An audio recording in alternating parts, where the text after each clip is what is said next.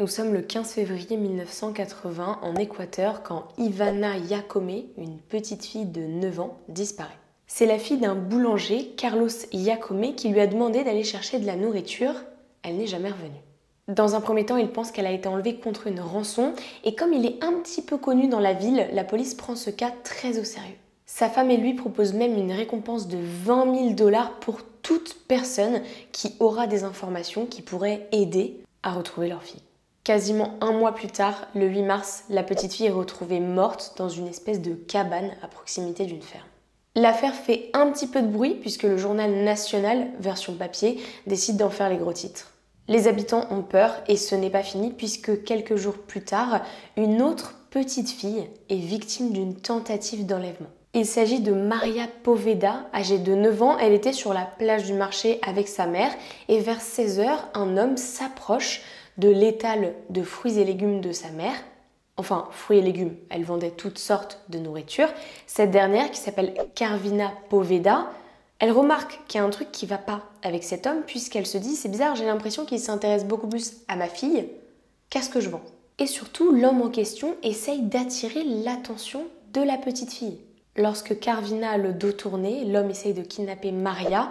Carvina s'en rend compte, elle prévient une autre femme qui était aussi sur la place du marché et d'autres personnes, d'autres habitants de cette ville s'en rendent compte et ils partent à la poursuite de l'homme. Heureusement pour la petite Maria, l'homme est attrapé. Les habitants décident d'appeler la police et en attendant que la police arrive, ils gardent un œil sur l'homme. Très vite, quand les policiers emmènent l'homme au poste, ils se rendent compte que l'homme en question, il est porté disparu depuis 1957. On est en 1980. Ça fait 23 ans qu'il est porté disparu. Et en plus de ça, il est colombien. Il s'agit de Pedro Alonso López. Hello, j'espère que vous allez bien. Avant d'aller un peu plus loin dans le sujet du jour, je voulais vous souhaiter une excellente année 2025. J'espère que vous avez passé de belles fêtes de fin d'année, que vous avez profité de vos proches et que vous avez démarré 2025 de la meilleure des façons possibles. À présent, on va parler du sujet du jour.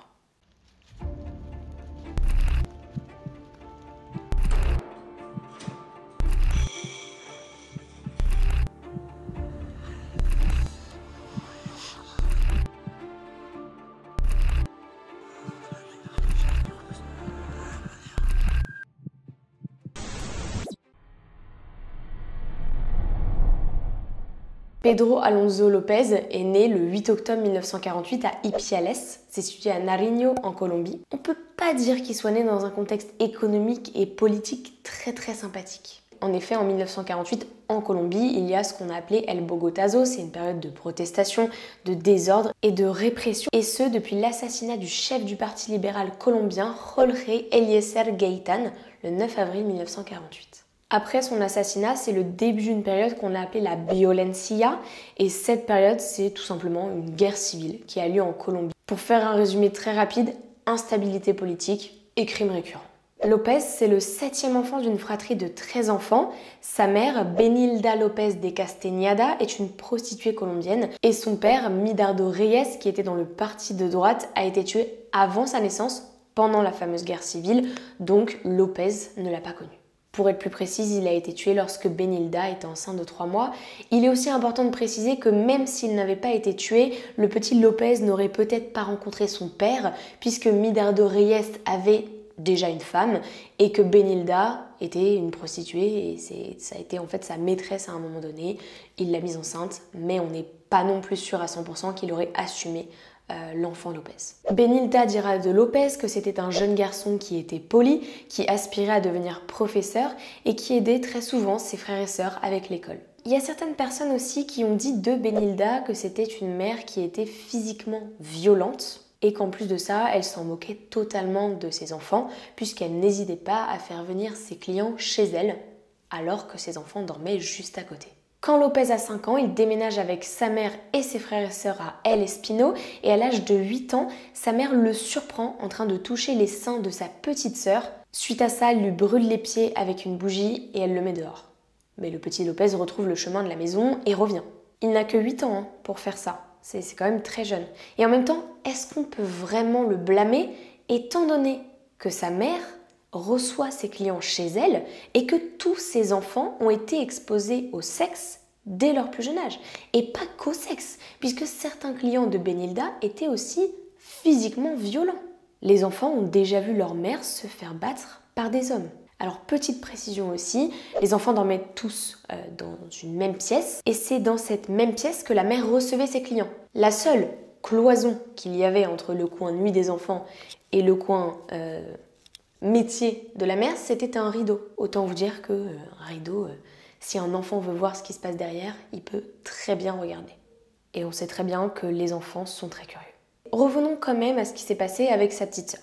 Sa mère l'a jeté, il est revenu, et là elle se dit non, moi je peux plus te garder, donc elle prend un bus avec son fils, elle fait 300 km de bus, elle l'abandonne dans la rue, et elle revient chez elle. Ça, c'est la version de Lopez. Sa mère de son côté dit que certes, elle a surpris son fils en train de toucher les seins de sa sœur, mais elle ne l'aurait pas mis dehors, et c'est lui qui serait parti de lui-même. Elle aurait même été voir une diseuse de bonnes aventures pour savoir où était passé son fils, et cette dernière lui aurait dit qu'il avait été kidnappé par des voisins et qu'il l'avait emmené très loin en voiture. Quoi qu'il en soit, Lopez ne vit plus chez sa mère et à présent il vit dans la rue. Petit à petit, il se fait approcher par des gangs et il commence à fumer des drogues dures, par exemple du bazuco. Alors le bazuco, c'est une forme pure en fait de cocaïne qui se fume. Un soir, alors qu'il fait froid, un homme s'approche de lui pour lui proposer de l'héberger mais aussi de le nourrir. Lopez, à ce moment-là, je le rappelle, il a 8 ans. Donc lui, il voit une opportunité de dormir sous un toit et d'avoir de la nourriture. Il ne se méfie pas de l'homme, il le suit. Il n'aurait pas dû, puisque l'homme l'emmène dans un immeuble abandonné, le viole à plusieurs reprises et l'abandonne dans la rue. Durant le viol, Lopez s'est promis une chose, il se vengera et il le fera sur autant de petites filles qu'il pourra trouver. Bien sûr, après ce viol, Lopez ne fait plus confiance à personne, il se cache le jour et il sort la nuit pour chercher à manger. Au bout d'un an, il quitte Tolima et il se rend à Bogota. Et un peu moins d'un mois plus tard, un couple d'Américains le repère dans la rue et ils lui viennent en aide. Ils lui proposent de l'héberger un temps, puis d'essayer qu'il soit scolarisé dans une école pour orphelins. Cependant, dans cette école, ça se passe très mal, puisqu'à l'âge de 12 ans, l'un de ses professeurs le viole. Et le petit Lopez, c'est la deuxième fois. Il ne sait pas trop ce qu'il peut dire et ne pas dire, donc il décide de voler de l'argent au couple d'Américains qui l'a aidé et il s'enfuit. Il est de nouveau dans la rue, il a 12 ans, il n'a pas de travail, donc sa seule manière de survivre, c'est de commettre des petits vols. Au bout d'un moment, ça ne suffit plus, donc il se met à voler des voitures dans le but de les revendre et de se faire plus d'argent. Lorsqu'il a 18 ans, il est arrêté pour un vol de voiture, il est condamné à 7 années de prison et on l'envoie dans la prison Picota à Bogota. Dès le deuxième jour, il se fait violer par 4 prisonniers. Et il ne dit rien. Il décide de ne pas en parler à l'administration pénitentiaire. Il garde tout pour lui. Il emmagasine. Par contre, il va se venger. Et il prépare sa vengeance. Il fabrique des couteaux de fortune et il a une idée en tête. Tuer les 4 hommes qui l'ont violé. Il égorge 3 des 4 hommes et il n'a pas le temps d'égorger le 4e, parce que s'il avait eu le temps, croyez-moi qu'il l'aurait fait. En effet, les gardes se sont interposés, donc il n'a pas eu le temps de tuer le 4e. Et les autorités le condamnent à seulement 2 ans supplémentaires pour simple raison que ce qu'il a fait, c'était de la légitime défense. En tout cas, c'est ce que lui a plaidé et c'est ce qui a été accepté. Durant son séjour en prison, il réfléchit beaucoup et sa haine envers les femmes grandit. Et plus particulièrement envers les petites filles. On a pu voir sur la chaîne des tueurs qui développaient une haine envers les femmes, mais matures, parce que dans leur enfance, ils avaient été traumatisés par leur mère, par exemple. Donc on peut se dire que pour Lopez, c'est la même chose. Étant donné que sa mère était prostituée, il en a vu de toutes les couleurs. Pareil, on aurait pu se dire que sa haine aurait été dirigée vers des hommes qui ont été ses bourreaux. Mais non, lui, c'est vraiment envers les petites filles. Alors peut-être que c'est dû aussi à la promesse qu'il s'est faite lorsqu'il s'est fait violer à l'âge de 8 ans et que du coup il ne voulait pas changer de promesse. En tout cas, ce qui est sûr, c'est qu'il a une colère et une haine immense envers sa mère qui l'a chassé de chez elle. Là déjà, on commence à percevoir l'esprit tordu de Lopez, mais aussi l'origine de la noirceur de son caractère. En 1978, Lopez est libéré et il se rend au Pérou pour commencer à enlever et tuer des petites filles. Selon lui, il en aurait tué une centaine et il ne les choisit pas au hasard. En fait, il vise les petites filles des tribus locales. Sauf qu'un jour, il fait une boulette. Il voulait enlever une petite fille de 9 ans qui était dans la tribu des Ayacuchoan, mais il se fait repérer. Ça se passe le 20 septembre 1979. Lopez repère une petite fille qui est en train de jouer.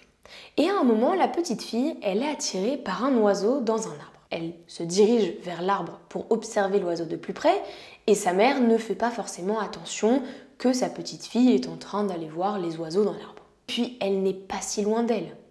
Donc bon, pas trop d'inquiétude à avoir. Cependant, quand la petite fille est à côté de l'arbre, l'homme lui attrape la main et essaye de l'enlever. À ce moment-là, la petite fille hurle de toutes ses forces. Lopez lui plaque la main sur la bouche pour qu'elle arrête de crier. Elle se débat. Elle ne peut pas trop rivaliser face à la force de Lopez. Il la contrôle. Et heureusement pour elle, les hommes de la tribu Ayacuchoan l'ont entendu et interviennent. Ils arrivent à l'immobiliser, ils le rouent de coups et ce qu'ils veulent, c'est faire justice eux-mêmes. Ils le déshabillent et ils le torturent pendant des heures. Ils décident même de creuser un trou pour l'ensevelir jusqu'au cou et ils avaient dans l'idée de verser du sirop sur sa tête pour que les fourmis le dévorent. Lopez a eu beaucoup de chance puisqu'une missionnaire américaine qui était là pour une mission les a vus faire ça et elle les a convaincus de le livrer à la police plutôt que de faire justice eux-mêmes. Au final, c'est elle qui a amené Lopez à la police, mais les policiers, ils s'en moquent. Donc ils l'ont pris et puis ils l'ont emmené en Équateur. Cependant, selon les mots de Lopez, l'américaine l'aurait effectivement emmené en voiture, mais elle aurait fait juste quelques mètres avant de le relâcher. Il ne serait pas passé par la case police. Et s'il ne l'a pas tuée, vous vous en doutez bien, c'est parce qu'elle était trop vieille. Quoi qu'il arrive, il se rend en Équateur et cette expérience où il a frôlé la mort ne change en rien ses plans. Il a toujours envie de tuer, si ce n'est plus. Il continue de chercher des petites filles, de les kidnapper, de les violer et de les étrangler. Et à cette période, il a dit plus tard en interview qu'il était à 3 petites filles par semaine. Les autorités pensaient que le nombre de petites filles disparues en Colombie, en Équateur et au Pérou était dû soit à un réseau de pédophiles proxénètes ou alors à un trafic d'esclaves. En aucun cas, ils pensaient qu'il y avait un tueur en série derrière tout ça. Il y a 0 suspect, 0 preuve, 0 trace, jusqu'en 1980. En 1980, beaucoup de petites filles qui sont âgées entre 8, 9 ans et 12 ans disparaissent. Les parents sont de plus en plus inquiets et de plus en plus énervés à la fois de ce qui se passe, mais aussi de l'inefficacité de la police. Et là, c'est même pas tant l'inefficacité, c'est surtout l'inactivité de la police. Les policiers ne se bougent pas parce qu'ils estiment que les tribus locales ne portent pas énormément d'intérêt. À Ambato, il y a de plus en plus de petites filles qui disparaissent et c'est toujours le même mode opératoire. Elles sont kidnappées sur une place de marché par un homme qui leur propose de leur donner un petit bibelot ou un petit miroir et ensuite les parents ne les revoient plus jamais. Les policiers ont même le culot de parler des enfants perdus d'Ambato. En effet, les policiers sont persuadés qu'il s'agit de fugueurs ou alors de trafic d'esclaves. Ils ne bougent même pas une oreille. C'est dingue. Enfin, moi je trouve ça dingue. Et vous voulez savoir ce qui est encore plus dingue ? Concernant la disparition d'une jeune fille, ils ont déclaré qu'elle avait probablement dû s'enfuir parce qu'elle était en échec scolaire. C'est quoi le rapport ? Les familles entre elles se serrent les coudes, mais c'est tout. Il ne se passe rien d'autre puisqu'elles sont impuissantes. En 1980, il y a une énorme crue près d'Ambato. On est en Équateur à ce moment-là. Et quand la crue s'en va, on découvre 4 corps de petites filles. Les 4 petites filles ont toutes été violées et étranglées et pour certaines, l'étranglement a été si violent que leurs yeux sont ressortis de leurs orbites. Et ce n'est pas fini. Les familles tentent d'avoir des explications. La police n'a pas de réponse. Et est-ce qu'ils vont faire quelque chose pour en avoir ? Là où ils se bougent un peu plus, et c'est aussi grâce, entre guillemets, à la tentative d'enlèvement de Maria Povoda, c'est quand les habitants ont arrêté Lopez et ont appelé la police pour qu'ils viennent le chercher. Mais qu'est-ce qui se serait passé si les policiers ne s'étaient pas rendus compte que c'était un Colombien qui était recherché depuis 1957 ? Probablement rien. Lopez étant recherché depuis 1957, les policiers creusent un petit peu et à présent, ils ont de gros soupçons sur lui. Mais ils n'ont rien sur lui. Enfin, ils ont seulement la tentative d'enlèvement. Lopez, lui, de son côté, il continue de se clamer innocent. En Équateur, quand les policiers n'obtiennent pas ce qu'ils veulent, du moins à l'époque, ils passent aux menaces et à la torture. C'est pas pour autant que Lopez parle. Les policiers ont une dernière carte dans leur jeu. Ils se disent « on va faire venir un prêtre » qui s'appelle Cordova Gudino González et ils espèrent que grâce à ce prêtre, le tueur va pouvoir se confier. On le met dans la même cellule que Lopez. Cordova va passer 27 jours avec lui. Pour espérer que Lopez parle, il se fait passer lui-même pour un pédophile. Ça fonctionne. Lopez commence à parler. Et il ne s'arrête pas. Il raconte tout dans les moindres détails. Il se vante d'avoir tué 110 jeunes filles en Équateur, plus d'une centaine en Colombie et 100 autres au Pérou.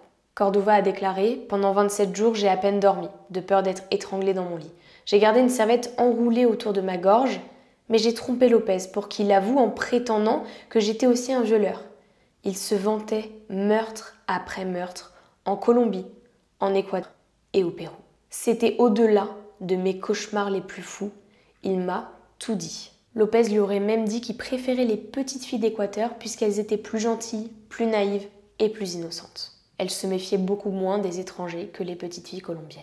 Apparemment, pour le faire parler, Cordova lui aurait offert des cigarettes, de la bière, du poulet et du café. Et leur rapport était assez fort puisqu'à un moment donné, à la fin des 27 jours d'emprisonnement, Lopez l'aurait appelé papa. Ça après, on n'est pas sûr à 100% de ça. Quoi qu'il en soit, Cordova a réussi à faire parler Lopez et ça, les policiers vont s'en servir. Ce que Lopez aimait faire, c'était ce qu'il appelait sa fête des massacres. C'était un acte pendant lequel il s'amusait avec le corps des petites filles, avec les petites filles lorsqu'elles étaient encore en vie, puis il les violait et il les étranglait. Il dira aussi qu'il ne tuait jamais la nuit, puisque son plaisir à lui, c'était de regarder les petites filles droit dans les yeux quand elles allaient mourir. Si jamais il kidnappait une petite fille la nuit, et ça lui est déjà arrivé, pendant toute la nuit, il berçait la petite fille, il prenait soin d'elle, et dès que les premières lueurs du soleil apparaissaient, il violait la petite fille et il la tuait. Je tiens à préciser que parfois, il retournait plusieurs fois au même endroit et il berçait les petites filles au milieu d'autres cadavres de petites filles qui étaient déjà décédées. Lopez se déplaçait énormément, il ne restait jamais au même endroit et son endroit préféré pour repérer ses victimes, c'était sur les places de marché. Au début, la police équatorienne n'est pas convaincue à 100% de ce qu'il raconte, malgré le fait qu'il ait avoué des choses à Cordova, puisqu'ils se disent que c'est peut-être tout simplement un fou qui invente tout ça pour échapper à la rue. Les policiers équatoriens se mettent en relation avec les policiers colombiens et les policiers péruviens et se rendent très vite compte que le chiffre annoncé par Lopez, il n'est pas si déconnant que ça. Puisqu'en fait, les policiers, chacun de leur côté, ont remonté un peu tous les cas de disparition des petites filles. Et ça match. Après, ça ne veut pas dire que Lopez les a toutes tuées. Mais on se dit que finalement, le chiffre annoncé n'est pas si déconnant par rapport au nombre de disparitions. Aussi, Lopez a été coopératif au début, puisqu'il a donné plein d'endroits où il avait enterré les petites filles. Et parmi tous les endroits qu'il avait donnés, les policiers ont retrouvé très rapidement 53 petites filles. Après, il avait aussi donné 28 autres emplacements qui se sont avérés vides. Mais là encore, étant donné que c'était dans la forêt, pas très profond, les policiers se disent que peut-être les cadavres ont été mangés par des animaux. C'est possible. À préciser aussi qu'au moment où il emmène les policiers sur les lieux où se trouvent les cadavres des petites filles, les policiers ont décidé de l'habiller en tant que policier parce que les familles veulent tellement sa tête que pour sa propre sécurité, on l'habille en policier parce que si les familles le reconnaissent, il se peut qu'il y ait des tentatives de meurtre. Ce qui est flippant, c'est que lorsque Lopez est en prison, il dira que tuer est sa mission et qu'il n'a qu'une hâte, sortir de prison pour recommencer. Lopez a avoué au journaliste Ron Leitner, et on reviendra un peu plus tard sur ce journaliste-là, il lui a dit « Je serais content de pouvoir encore tuer, c'est ma mission ». Autant vous dire que Lopez n'a aucun remords pour les meurtres qu'il a commis.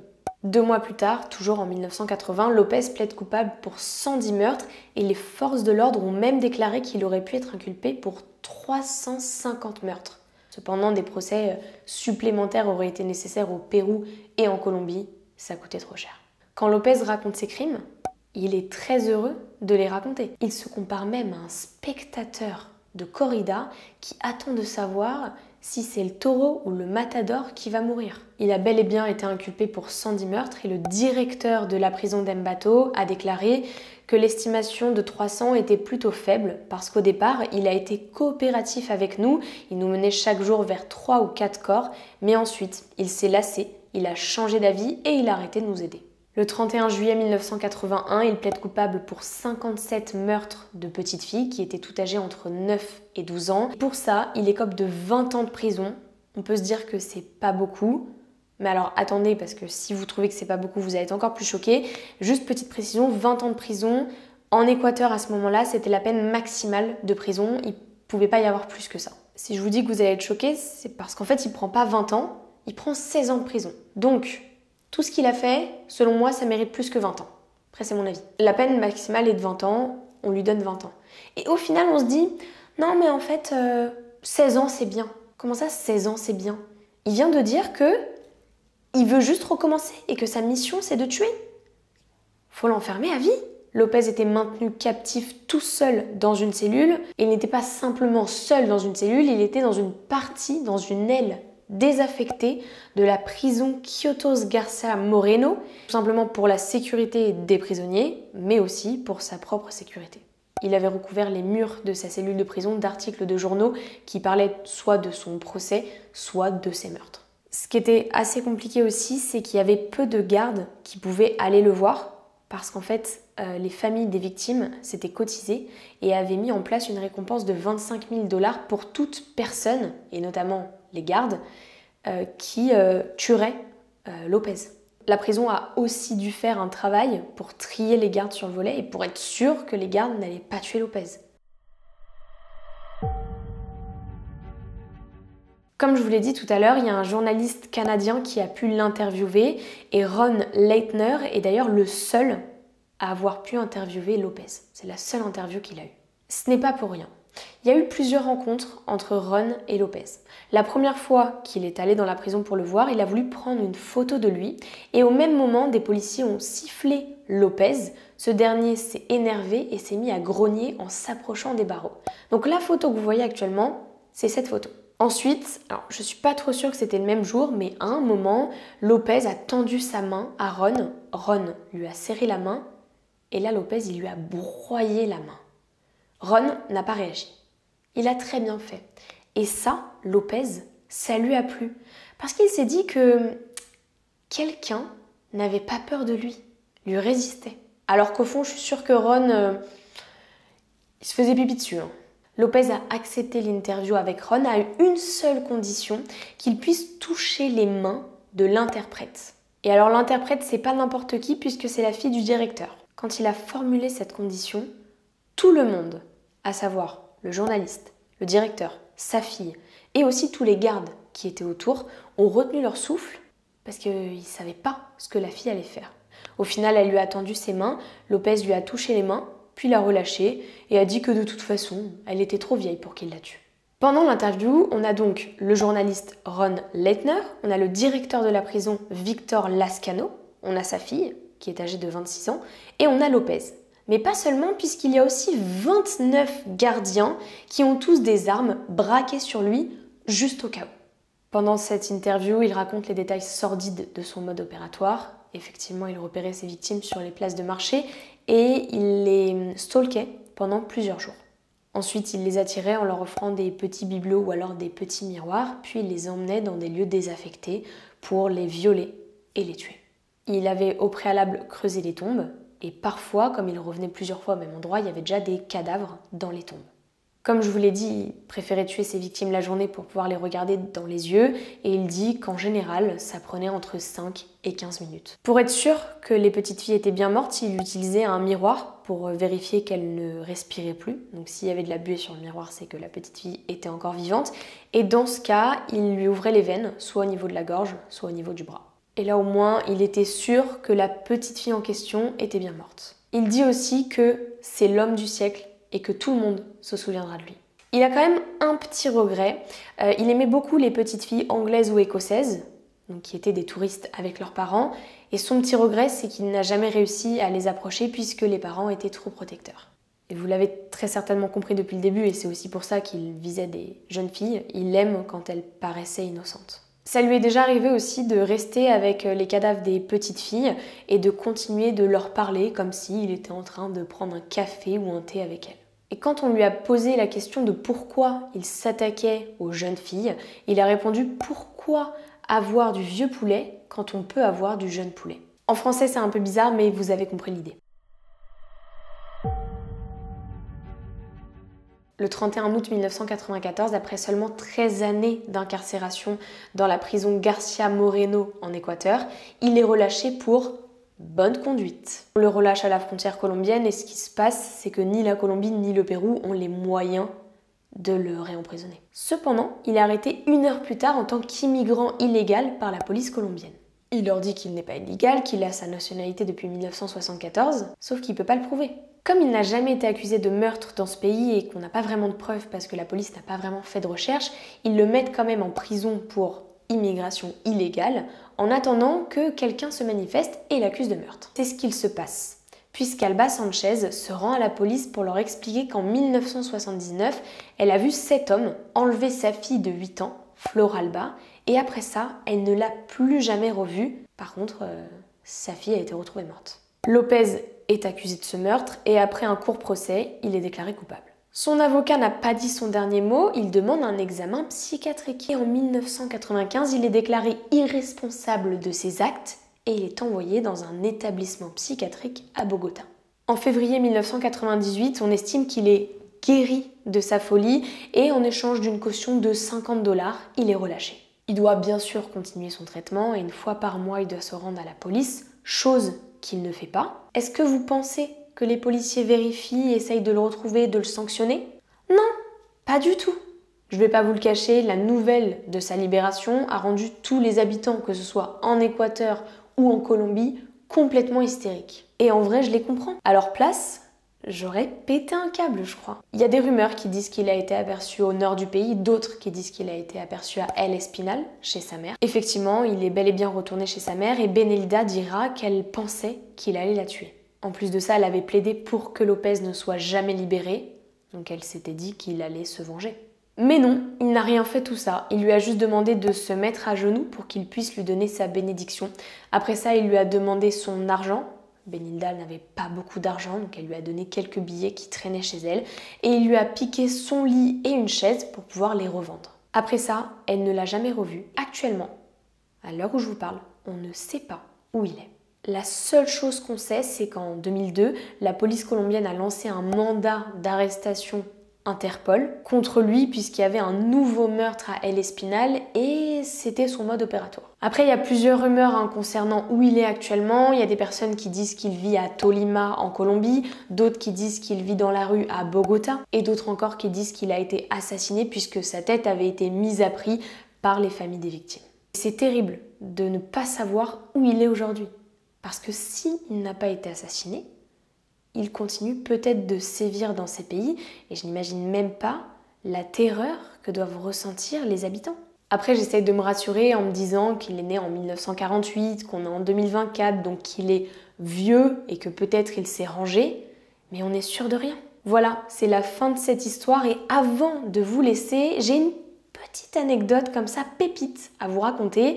Il détient, alors par contre c'est pas du tout une fierté, un record du Guinness Book et ça a été attribué en 2006 et ce record c'est le record de tueur en série le plus prolifique. J'aurais pas aimé avoir ce record, mais voilà, il y a quand même un record qui a été décerné en 2006 par le Guinness Book. Comme d'habitude, je vous attends dans les commentaires, n'hésitez pas à me dire si vous connaissiez cette affaire et puis aussi ce que vous en avez pensé et je vous dis à très vite pour de nouvelles histoires.